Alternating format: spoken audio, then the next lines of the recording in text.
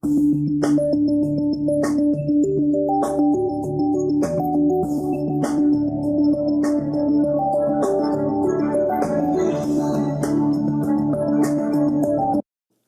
and welcome to my channel. Today I'm going to talk about HTTPS or SSL configuration with Nginx. We're going to first discuss what SSL or TLS is, why to use it, and some of the configuration items. Then we will do a hands-on lab and configure and host a secure website. If you haven't already watched my introduction to Nginx video, I highly recommend that you do so. Now let's briefly touch on what SSL, HTTPS, or TLS is all about. Even though these are different terminologies, we commonly call SSL or just HTTPS in general. So the SSL, or the Secure Sockets Layer, is a standard technology that is used to encrypt the communication between the client and the server. So any communication between the client and the server is encrypted. We do that in order to avoid any man-in-the-middle attacks. So we don't want anyone in between the client and the server to be able to read whatever is being transmitted, right? So when the communication is encrypted between the client and the server, we avoid any potential attempts of any attackers to be able to read the communication in between. HTTPS, or also called as the Hypertext Transfer Protocol Secure, is what appears in the URL when a website is using SSL or TLS to encrypt the communication between the client and the server. I mean, you all know that we use HTTP and then : www.something.com, and then when we are trying to access the secure version of it, we just do the HTTPS. The TLS, or the Transport Layer Security, is updated and more secure version of SSL. SSL 1, 2, and 3 versions were deemed to be insecure, and so we've been moving towards TLS 1.0, 1.1, 1.2, and now 1.3. SSL is still more commonly used term, while the underlying platform may still be using TLS for encryption. I mean, we hardly say, it's TLS site. We still say SSL, right? So the current version of TLS is 1.3, which supports the perfect forward secrecy, in which a one-time key is generated for each network session. So even if someone has access to the key, it doesn't matter even if they, perform the offline decryption or whatever, because the key is generated for each network session. This protects from any offline decryption attempts. All right, now that we know what SSL, HTTPS, or TLS is, now let's talk about why do we even, want to use them, or why should we even use them? Using SSL, or encrypted communication between the client and the server, does have its own advantages. The first thing is we do have encrypted communication. So anyone who is able to tap the data in between is not able to read anything. They're not going to be able to make sense of anything, right? So for example, if there is no encryption in between a client and the server, and you enter your username and password, for example, and someone is able to read the data in between, they are going to see the plain text version of your username and password. But when you have that encryption, all they are going to see is garbled text, and they're not going to be able to extract your username and password from the intercepted communication. The next item is the data integrity. So when we say data integrity, that means that we can be confident that the data has not been altered in between. Now that we have encryption, and no one except the client or the server is going to be able to decrypt the communication, so we can be confident that whatever has been transmitted by the client has reached the server, or whatever has been sent by the server has been reached the client without any alteration in between. The next item is authentication. So when you access a website that has SSL or TLS encryption, and then it presents you with that certificate, a trusted certificate, then you can be sure that the website is who it claims to be. The other item is the trust or the reputation. I wouldn't buy anything from a site that doesn't have SSL encryption. I wouldn't be, confident to transmit any information to a website that is not SSL encrypted.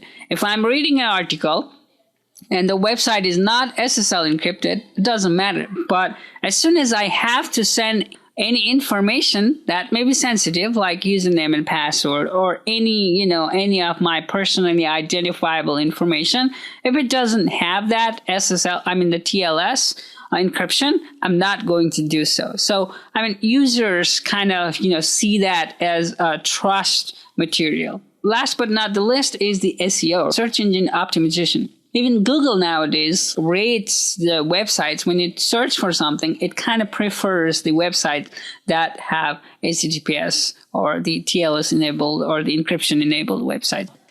Now we understand what SSL TLS is and why to use them. Now let's review some of the configuration items before we actually jump into the lab to configure a secured website. So the first item in the list that I thought about talking is forcing HTTP to HTTPS. Now, when you host a website in a secure version, or when you have an SSL encrypted website, users are still used to typing www.something.com, right? They don't care about typing HTTPS to begin with. But as a website hosting personnel, we would want the users to be forced to the HTTPS version when we have that, right? If we already have a HTTPS version, why not force all the users to go to the HTTPS version? So this is one of the configuration items that you can configure on the Nginx to force anyone who comes to the HTTP site to go to the HTTPS website.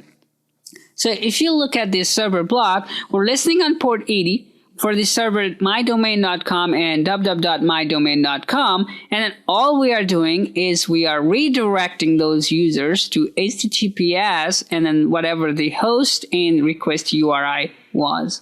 So we are just forcing anyone that hits our HTTP version of the website to go to our HTTPS version. Next one is redirecting non-www to the www version. It's optional. It doesn't really matter whether or not user go to the www or the non-www version, as long as you are serving the same content on the both www and the non-www version. So if we go back here, you can see that this website is being served on port 80 for both mydomain.com and www.mydomain.com, right? If this is the case, then it doesn't really matter. But for whatever reason, if you want to redirect the non-www user to www version, then this is how the configuration looks like, right? So we're listening on port 443, SSL, the server name is example.com. So if anyone comes to this block because they typed the example.com without the www version, what we're doing is we are redirecting or returning a 301 redirect to whatever the scheme was. In this case, it's going to be HTTPS, and then we're prepending www to the host and the request URI, so they get redirected to the www version. Now let's talk about the sample configuration that I pulled in this slide here. We're going to talk about this again during our lab, but let's just take a high level look at the configuration. So this is the entire server block to host a secure website. We have the listen directive, the first listen directive with the 443 SSL HTTP2. That enables that instructs the Nginx to listen on port 443. And then, that's for the SSL, and then we are enabling HTTP version 2. The listen directive on the second line, that enables the Nginx to listen on the IPv6 interface. That's completely optional. If you're not going to serve anything on the IPv6 interface, you can skip that. The next one is the server underscore name block that tells the Nginx what server name is this content for, right? Or this configuration is for. On the SSL side, normally, in general, the server name is not known before the SSL negotiation happens, but nowadays, because with the SNI or the server name or the server name indication, you can still use that server underscore name block to define which website is this configuration for.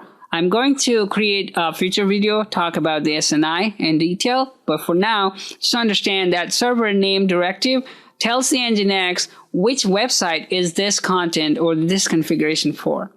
The next one is the root block, that we say that USR share Nginx HTML is the root block. Now comes the SSL configuration. All of these were probably, I talked about the block, the directives that we talked so far in my last video, Nginx introduction video. If you want to learn about them in detail, please watch my previous video. Now comes the SSL configurations. With the SSL_certificate directive, we define the path to the actual SSL certificate. The next one is the SSL certificate key, which defines the path to the key that was used to generate the certificate.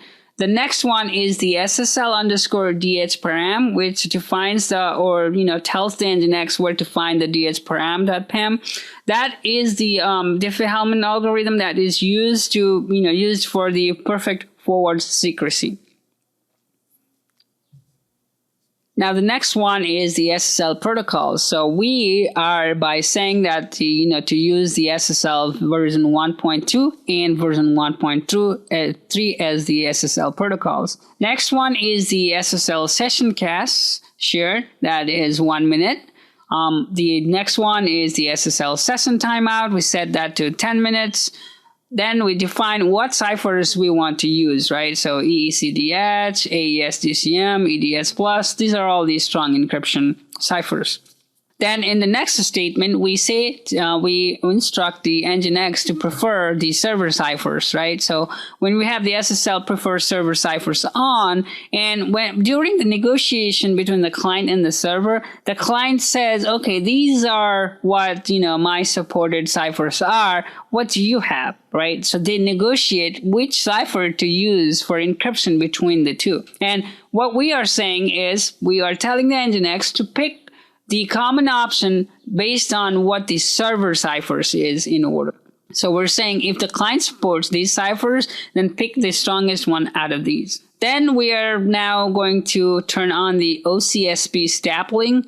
It requires Nginx 1.3.7 more than Nginx version newer than 1.3.7. What OCSP stapling does is it does look up the certificate validity and then, creates a timestamp, and that is presented to the client. So the client doesn't have to look up if the certificate is expired or not. So that kind of offloads some of the resources from the client side to the server, right? So in order to do the OCSP stapling, we are defining the resolver or the DNS server where it can query. So in this case, we're using the Google OpenDNS. The result is valid for 300 seconds. Then we're saying the resolver timeout is 5 seconds. We're turning the SSL stapling on. We are enabling the SSL stapling verification on. And then we're saying the SSL trusted certificate is the chain.pem. We're defining the path to that chain file. Then we are adding the strict transport security, and the maximum age is 1 year. So what this does is it tells the browser to use the HTTPS version of the site. In this case, we have it set to 1 year. So for 1 year, typically, the browser is going to remember to request the HTTPS version of the site. Then we are denying the XFrame options, and then we are also adding some, header options, the X content type option to no snap. Now we have the location / doesn't really have to be there because we already declared the root directory. But if you wanted to direct any other content to someplace else, then you can do that. For example, we're doing the 404 page, right? We're saying location / 40x.html. Same thing for the 50x. So this is in general the high level configuration of SSL site. We're going to, touch on this once again when we do our lab. Welcome to the lab. Before we start configuring the secured website, we need SSL certificates. So in this tutorial, we're going to just generate the self-signed certificate and use them. It's a similar concept if you were to do this in production, or if you are going to host a real secure website. You have two options. You can either create a certificate signing request and then have the certificate signed by trusted authorities such as VeriSign or Komodo or some other authorities. The second option is to use free version, which can be obtained with from Let's Encrypt. I think I have other video tutorials where I show how to generate the Let's Encrypt SSL certificates. I can link to those videos. Once you have the certificates, it's the same process. If you still want me to do the Let's Encrypt SSL certificate generation video, I will be happy to do so. Just let me know in the comments. But for now, we're going to generate a self-signed certificate. The other thing to note with the self-signed certificate is that we are not going to be able to use the OCSP stapling. So let me go ahead and start here. So let's say I'm in the Etsy Nginx directory. I normally like to create like a /data directory and put things in there. Let me see. I already have that. But for this purpose, I'm just going to generate the search here. Let's say OpenSSL REQ. So the REQ subcommand specifies that we want to use the X509 certificate. X509 is a public key infrastructure standard that the SSL and TLS adheres to, and for its keys and cert management. Now we're going to say nodes minus nodes. That is the option to skip the option to secure the certificate with a passphrase. You can protect a certificate with passphrase, but the problem is we want the Nginx to be able to read it without us having to enter the password every single time. So we skip that option of securing it with a passphrase. Then we're just going to say how many days do we want this certificate to be valid. This is a self-signed certificate.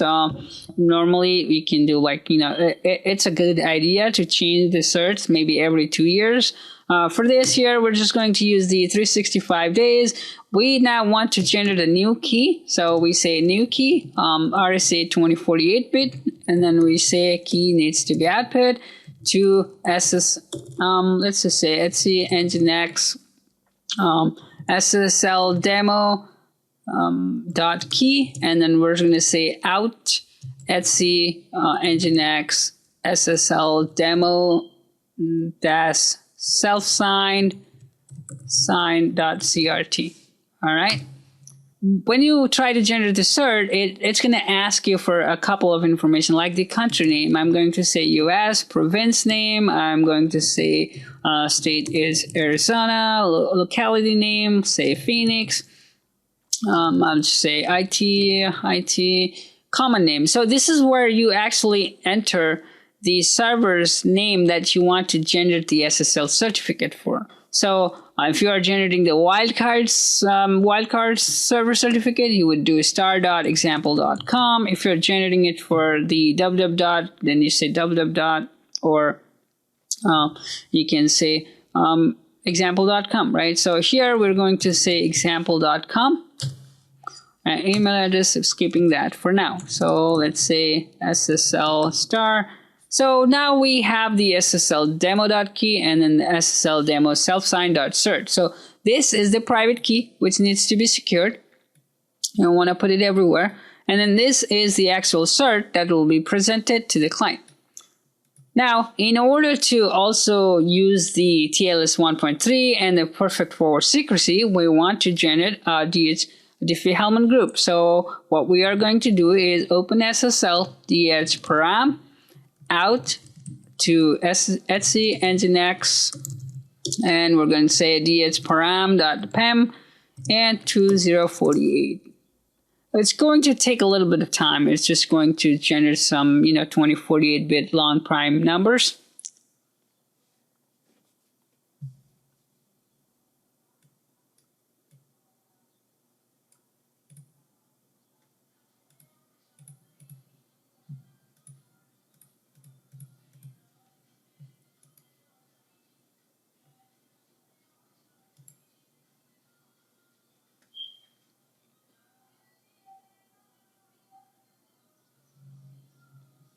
Okay, the DS params have been generated. Now we are ready to actually configure a SSL website.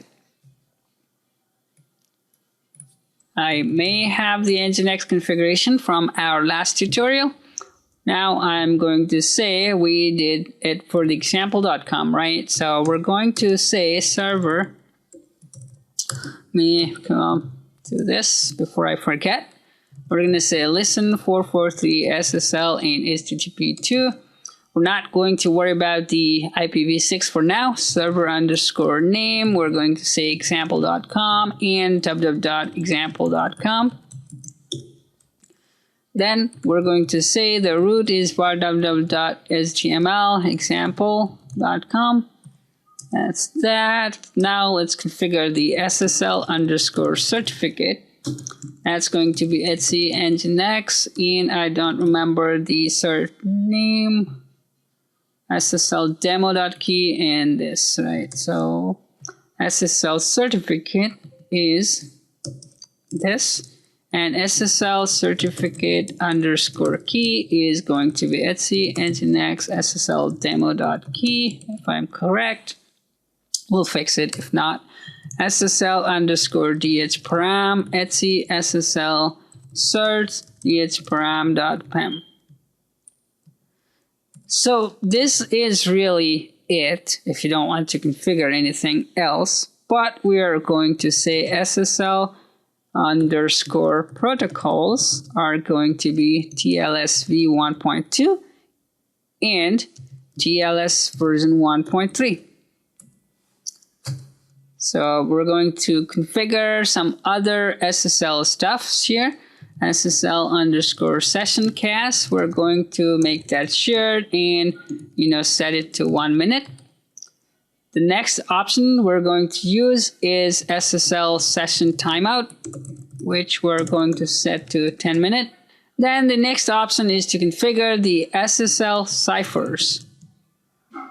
Right, so EECDH, SDCM, EDH plus EDH plus AES DCM, AES 256 plus EECDH, and then AES 256 plus EDH. So you should normally put a couple of ciphers there as the options, because if there's no ciphers that are common in between the client and the server, then the negotiation can fail, right? So SSL underscore prefer server underscore ciphers on. We're going to prefer the server ciphers. Now, because we cannot use the OCSP stapling with the self-signed cert, we're going to skip that option. This should really be it. If there's any errors, we'll deal with that. So let's say Nginx -t. Okay.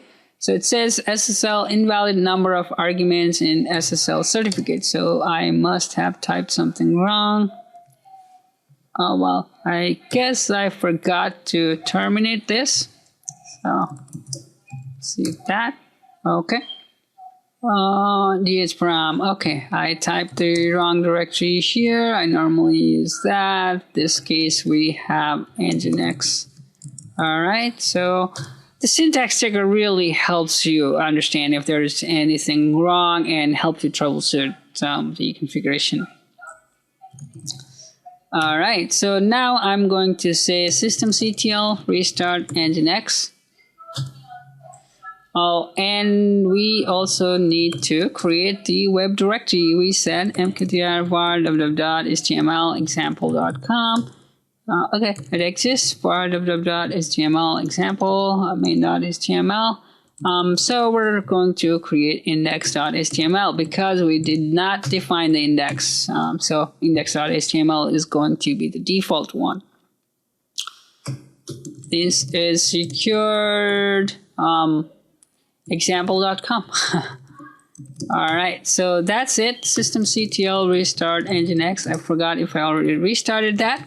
We can do netstat -2pan and then grep for 443. We know that Nginx is listening. So now let's go to a browser and we're going to say HTTPS example.com, and it says your connection is not private because the certificate authority is invalid. We kind of expected that, right? So if you look at the certificate, we do see that the certificate was issued to example.com, issued by example.com, and it's valid for 365 days.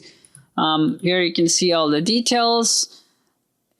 if we here, you can see that we enter this information. So this is how it kind of, like the authenticity part of it, right? So the certificate will have all the information on what the company is about, what the location is, and all the details. And when it is signed by a trusted authority, that's where, you have the authenticity, the trust, and the reputation part of the advantage of using the SSL certificate.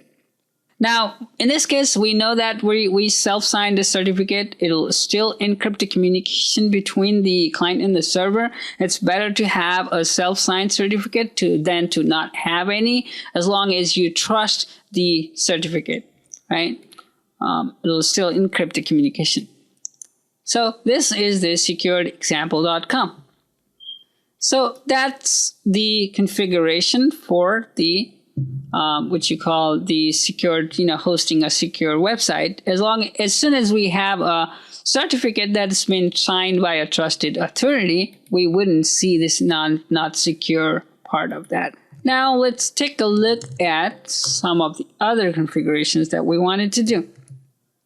So forcing, for example, non-HTTP to HTTPS. So we're going to have to listen on the port 80 for the same website.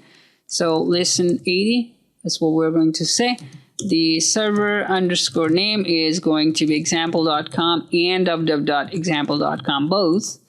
And for both, what we're going to do is if they hit this, server block that is listening on port 80, which is the insecure version of the website, we're going to return a 301 redirect to HTTPS and then host request underscore URI. We could have hard-coded HTTPS www.example.com, but we just didn't want to do that. It's domain agnostic, so you can copy that line if you needed to. Nginx minus T. Now, in order to reload, we can just say Nginx minus S reload. If you want to learn more about managing Nginx, watch my previous video again. All right, so now let's go here and let's say I do just the HTTP version. You know what? Let me do curl -I HTTP. I need to first create an entry. Let's see, hosts. I'm going to say, okay, example.com is there. And then let me say 127.0.0.1, example.com as well. So if I do curl -I HTTP www.example.com, if you see here, we have been redirected to HTTPS www.example.com. So we've been redirected to the secure version of the website. So this is how you can force HTTPS connections. Now, it's similar, redirecting the www to non-www version. That is really not so much necessary. It's kind of optional, so I'm not going to show that configuration, but we already talked about that in the slide. If you really want to, you can go ahead and configure that. So that's it for, securing the website or, hosting a secure version of the website. I really hope I was able to explain some of the items along the way and that you liked the video. I hope it was helpful. If you like this video, please like, share, subscribe, comment, and let me know if there's any changes or any feedback. Just let me know. And I hope to see you guys in the next video. Thank you for watching.